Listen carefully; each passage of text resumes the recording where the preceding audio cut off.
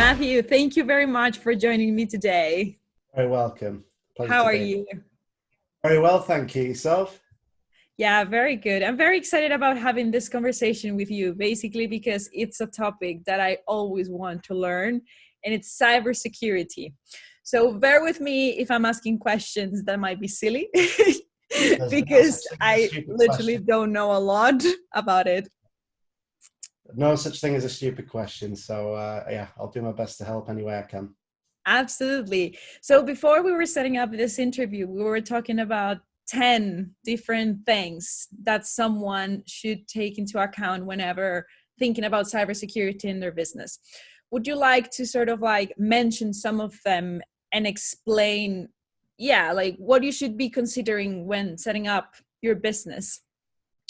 Sure. Yeah. As you said before to me, I think as entrepreneurs, it's really, really important that we have to know everything about everything. And cybersecurity is becoming more and more important. It's becoming a bigger topic. It's becoming a bigger problem, not just for businesses, but for everybody in everyday life. Mm-hmm. So there are a few things, particularly if you're an entrepreneur, you're setting up a new business yourself, that I think are really important to consider. Probably the biggest one is understanding the importance of passwords, password security, and making sure that your passwords are as safe as possible. One of the best ways you can keep your digital life secure is making sure that you change your passwords regularly. You really need to make sure that you don't use the same password for any two sites that you visit. That's a That's really huge important mistake I because, make. yeah, if it's really important because if say for example one site is compromised and there's a hack or a data breach, then that person or threat actor has got access to all the other sites potentially that you go on with that password. So that's really important. I think over time we've been taught to create passwords a certain way. So that makes us very, very predictable as human beings. Attackers can create software which plays on those predictions. So a lot of us start our passwords with a capital. It's usually one word and it usually ends in a number. Am I right? So this is such a common thing that everybody does, and they usually use the same one for convenience for most of the sites and things that they visit. So one of the best ways to combat this is use a password manager.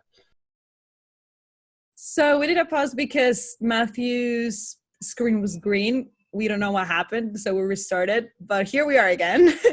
So Matthew, yeah. You were mentioning that we are very predictable as human beings and that we should take into account how are we putting passwords that are not so predictable, right?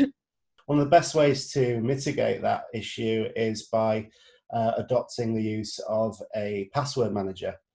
So there's lots of different password managers out there. I personally use LastPass.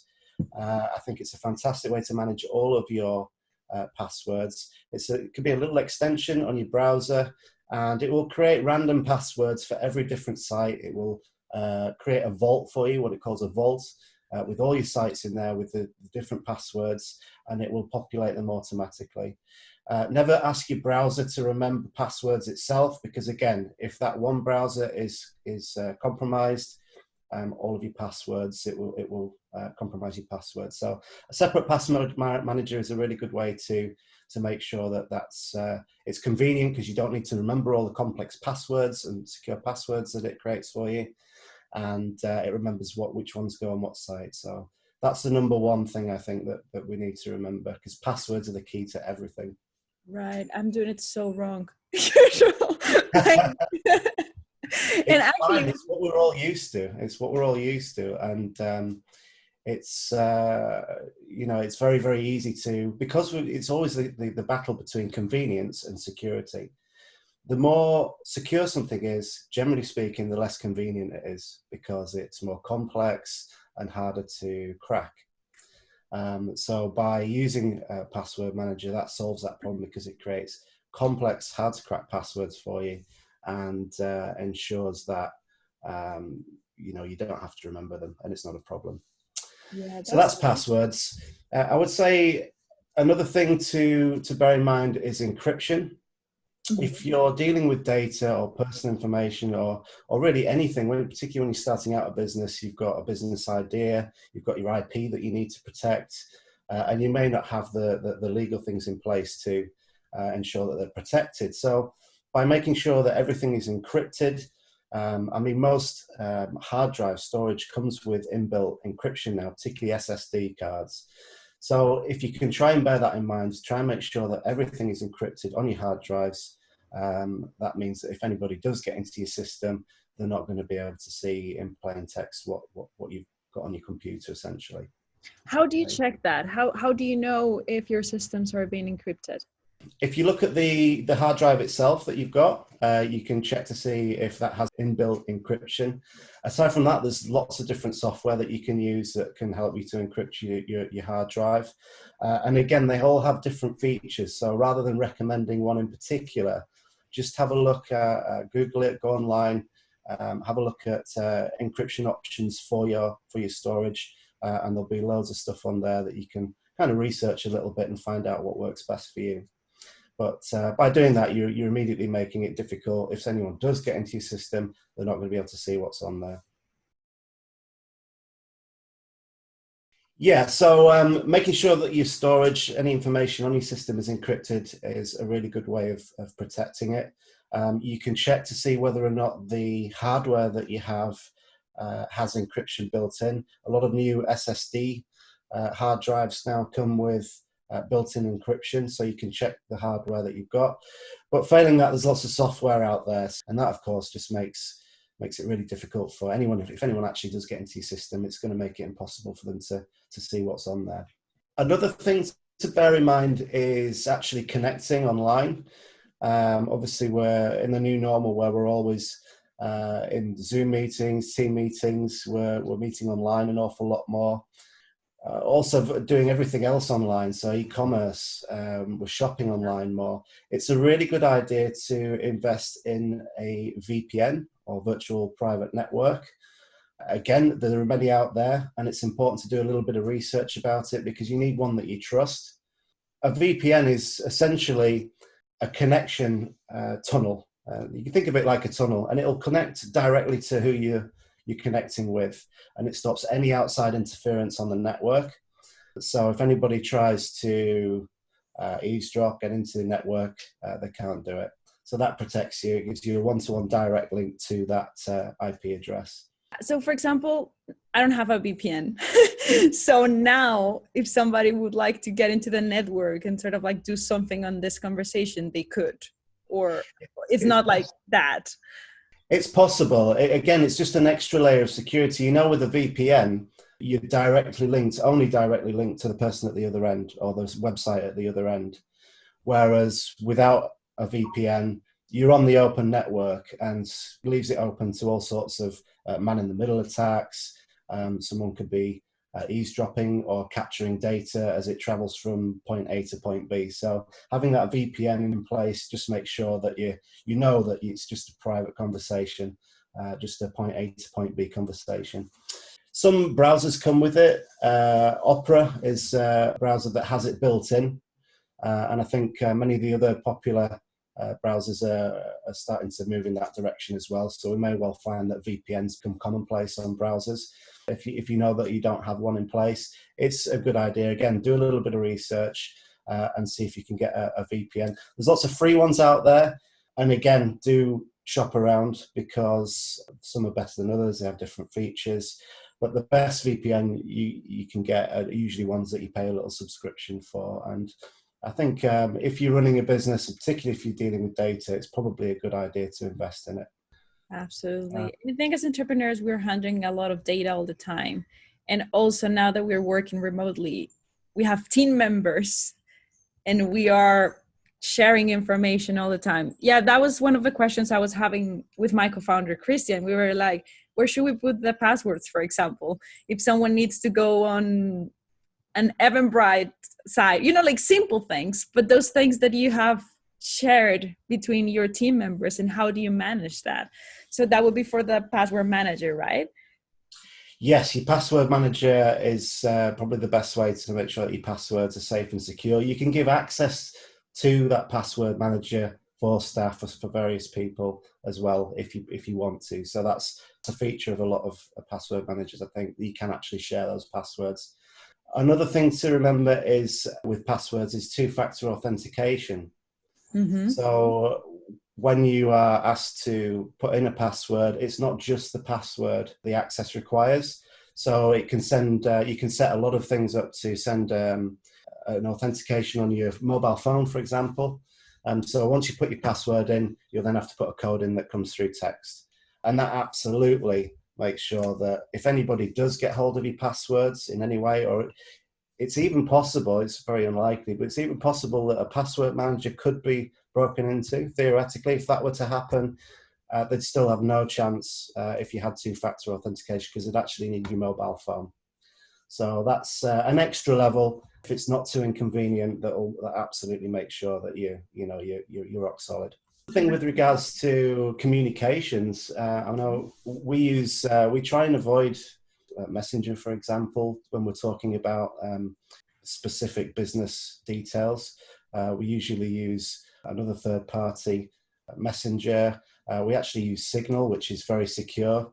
It's completely private, and you can actually set it to delete your conversation after a certain time period as well. So that's a really great, secure way of communicating. Moving on, we've got sensitive information via email, because again, same thing, common sense really. If you're sending passwords through your emails, if your emails are intercepted, you don't have a VPN, for example, or it's not encrypted, you're going to be giving away those passwords potentially. Another really important thing to do. Sorry, Matthew, to interrupt you there. So how do you share that sensitive information? Because I mean, sometimes you just have to do it. And I have heard that if you do it by phone, it's sort of the same, but if you're remote, so how do you do it? Yeah, it's a tricky one. As I say, we use Signal because it's encrypted and it deletes the information. There's no information collected whatsoever by third parties, and you can set it to delete itself after a certain time period. Another way to do it is if, say, for example, this is another thing I've done, but if you need to give someone, or you need to share a sensitive password with someone, do it in two mediums. So send part of it in text and part of it via email. That just gives you a bit of an extra. They have to put two pieces together, you see, a bit like two-factor authentication. So that's another way you can do things. Okay, that's interesting. I didn't know that. If they don't have the whole piece, you see, they're not going to get in. Yeah. Another thing to bear in mind, again, particularly if your business is one that's going to be dealing with public data, and a way to really protect yourself against ransomware, which is a common attack now. There's been quite a few local attacks in the Northeast, most notably Redcar Council and Cleveland Council. They fell victims of a ransomware attack. One of the best things to do to mitigate that problem is to make sure that you back up everything. And as soon as there's any sign of any sort of ransomware on any machine, make sure that machine is disconnected from the network as soon as possible and no further action is taken. If you've got everything backed up, preferably off-site if that's possible, but as long as it's backed up or even in the cloud, then you've obviously, if anything that is encrypted through the ransomware, going to have access to that data again. Okay, so that's quite important. Matthew, just to go finishing up this interview. So, of course, there are a lot of entrepreneurs that work in tech that are going to start having these tips into account. But also when you develop your systems, what you should do then to give people security that their data is being secured. So how do you make sure that data is secured? Yeah, or like as an entrepreneur, what should I do whenever I have my system? Should I have someone checking it, or I can check it myself, or how do you manage that? Of course, once you have a network and you're working digitally, it's really, really important that you are able to check the security of that. So having a vulnerability assessment done regularly, or if it's a complex system and it needs it, a penetration test on a regular basis. And this really helps to make sure that You've got a professional coming in to actually assess your network, assess your systems, and make sure that new exploits are taken care of. Everything is updated. That's another very important point. Make sure that all your software is updated at all times. And just having that professional opinion to make sure that you're absolutely 100% secure and up to date as well, because security and security issues and the security landscape changes so rapidly. It's very easy to get behind. Would you recommend having a third party doing that? Because I can imagine that if someone in your team is doing the security check, I mean, you sort of like know how you did things or how your team did things. So for example, if someone else comes in and they check everything, perhaps they'll find things that your team didn't, or it wouldn't happen, or I don't know how it works. Yeah, absolutely. I mean, it depends, of course, on your business. If you're a security business, for example, you probably won't need a third party to come and have a look. Also, similarly, if you're just really selling goods, you might just have a website or an e-commerce site that will need checking. It's a good idea to get a professional, an expert from the security industry to have a look at these things, because they'll be up to speed with the latest threats, the latest trends, the latest cyber criminals, the latest cyber crimes that are going on, and it could be regional as well. So having a local security expert just to have a look.